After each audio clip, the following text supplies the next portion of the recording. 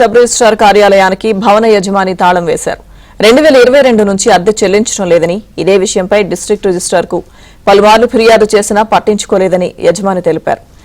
Sub registrar నుంచి ఎలాంటి స్పందన లేకపోవడంతో చేసేదేమీ లేక తాళం వేసినట్లుగా ఆయన తెలిపారు. వెంటనే బకాయిలు చెల్లించాలని డిమాండ్ చేశారు. మరోవైపు కార్యాలయానికి తాళం వేయడంతో స్థానికులు ఇబ్బందులు పడుతున్నారు.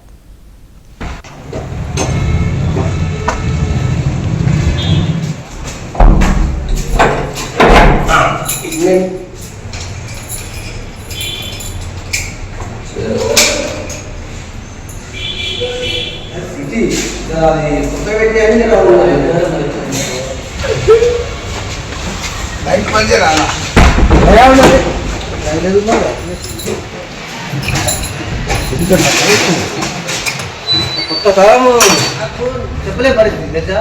నాకు డబ్బులు కావాలి. ఏం లేదు